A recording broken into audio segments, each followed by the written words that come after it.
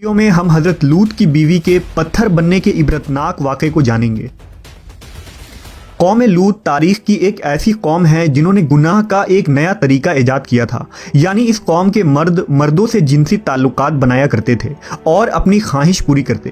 لہٰذا اللہ تعالیٰ نے انہیں اس گناہ عظیم کو چھوڑ کر صحیح راہ پر لانے کے لیے اپنے پیغمبر حضرت لوط علیہ السلام کو ان علاقوں میں مبعوث فرمایا جسے تاریخ میں سدوم کہا جاتا ہے۔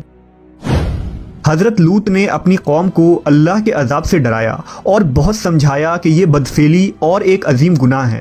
اللہ نے تمہارے لیے عورتوں کو پیدا فرمایا ہے، لہٰذا اپنی خواہشات کو حلال طریقے سے پوری کرو اور اس گندگی سے توبہ کر لو۔ لیکن ان کی قوم نے حضرت لوط کے دعوت کو ٹھکرا دیا اور یہ کہہ دیا کہ اگر تمہارا رب ہم پر عذاب لانے والا ہے تو ہم تیار ہیں، تم اپنے رب سے عذاب کا مطالبہ کر دو۔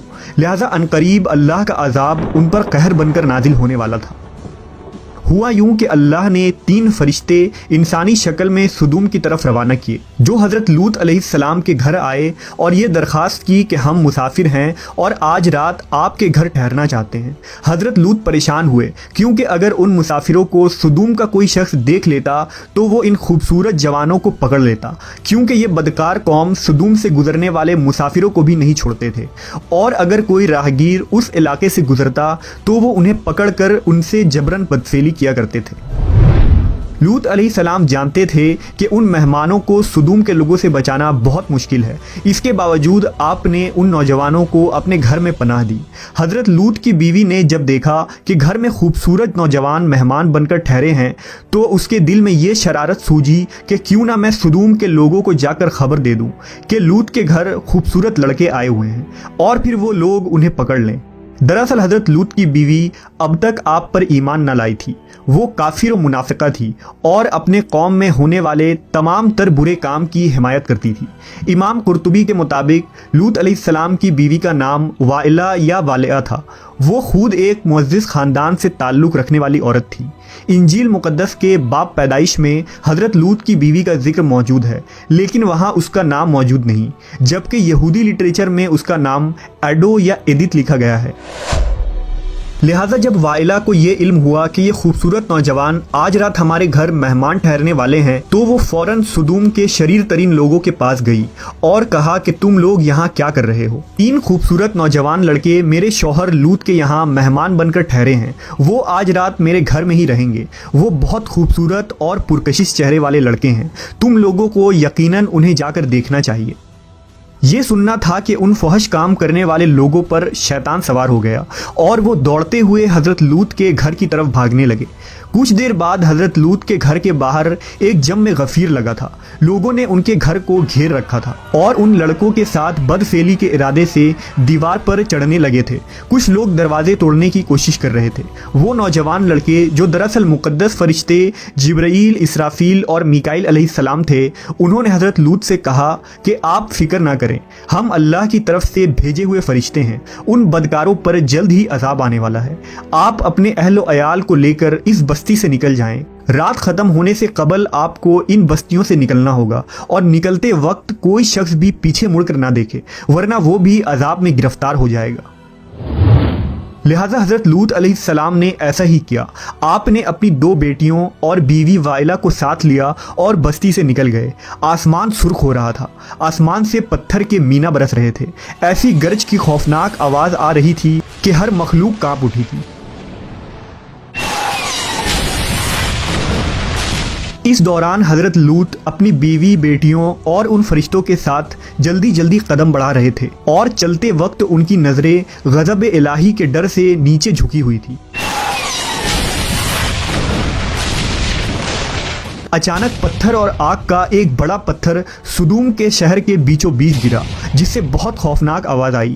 لہٰذا حضرت لوط کی منافقہ بیوی وائلہ، جو اپنی قوم کے بدکاروں سے محبت رکھتی تھی، اس نے پیچھے مڑ کر دیکھا اور کہا، ہائے رے میری قوم! اس پر اللہ کے عذاب کا ایک پتھر اس کے اوپر گر پڑا اور وہ بھی ہلاک ہو کر اسی جگہ بت بن گئی۔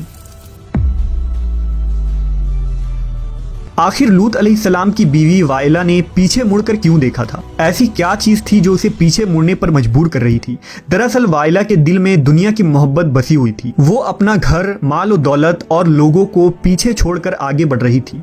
लिहाजा जब ये सब तबाह हो रहा था, उस वक्त उससे रहा न गया और उसने पीछे मुड़कर देख लिया। इंजील के किताब लूका के मुताबिक जब हजरत ईसा अलैहिस्सलाम का वक्त करीब आया, यानी आसमान पर उठाए जाने से कबल, हजरत ईसा अलैहिस्सलाम ने अपने हवारियों को बहुत सारी नसीहतें की थी। उस दौरान आपने फरमाया था कि लूत की बीवी को याद रखो। हजरत ईसा ने लूत की बीवी को याद रखने की नसीहत क्यों की थी? दरअसल एक तरफ हजरत लूत और नूह अलैहिस्सलाम की बीवी थी जो पैगंबरों की ज़ौजा होने के बावजूद कुफ्र में मुब्तला रही। वहीं दूसरी तरफ फिरौन की बीवी है जिन्होंने खुदाई के दावेदार के महल में रहने के बावजूद लाशरीक माबूद पर ईमान लाकर नजात हासिल किया। लिहाजा अल्लाह ने कुरान मजीद में फरमाया, अल्लाह ताला काफिरों के लिए नूह और लूत की बीवियों को बतौर मिसाल पेश फरमाता है। वो दोनों हमारे बंदों में से 2 सालेह बंदों के निकाह में थीं, मगर उन्होंने अपने शौहरों से खयानत की तो वो अल्लाह के मुकाबला में उन दोनों के कुछ काम ना आ सके और दोनों औरतों से कह दिया गया कि जहन्नम में दाखिल होने वालों के साथ दाखिल हो जाओ। अहले ईमान के मामले में अल्लाह फिरौन की बीवी की मिसाल पेश करता है जब उसने दुआ की, ऐ मेरे रब, मेरे लिए अपने यहाँ जन्नत में एक घर बना दे, मुझे फिरौन और उसके अमल से बचा और जालिम कौम से मुझे नजात अता फरमा। आज इसराइल और उर्दून के दरमियान एक वीरान इलाका पाया जाता है। मुहक्किकीन के मुताबिक ये वही जगह है जहां ज़माने कदीम में 3 बड़े शहर आबाद थे जिनके नाम सुदूम, उमूरा और ज़गर थे। यही कौम लूत का मस्किन था। आज सुदूम के इलाके में इंसानी जिंदगी का तस्वुर भी नहीं की जा सकती। यहाँ मिट्टी बर्बाद हो चुकी है। वहाँ ना पेड़ पौधे लगाए जा सकते हैं और ना ही खेती की जा सकती है। यहाँ तक कि पीने लायक पानी भी दस्तयाब नहीं।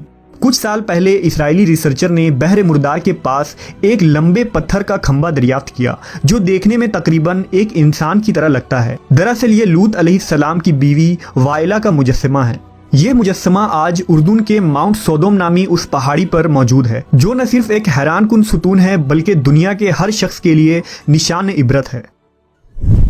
हजरत लूत की बीवी के इस वाक़े में हमारे लिए एक अजीम पैगाम है। दरअसल आज हमें खुद हमारा मुहासबा करना चाहिए कि क्या हम वाकई अल्लाह पर मजबूती से ईमान रखने वाले और उसके अहकाम पर अमल पैरा हैं? क्या हम कहीं हजरत लूत की बीवी जैसे तो नहीं जो सब कुछ जानने के बावजूद खुदा से दूर हैं? वाइला को ये पता था कि वो मेहमान खुदा के फरिश्ते हैं और ये अजाब खुदाए बरहक की तरफ से है। इसके बावजूद वो अपने दिल से दुनिया की मोहब्बत को ना निकाल सकी और उसका अंजाम ये हुआ कि वो एक पत्थर बन गई। कहीं ऐसा तो नहीं कि हम ज़ाहिरी तौर पर मुसलमान हो लेकिन हमारा दिल खुदा से दूर हो गया हो।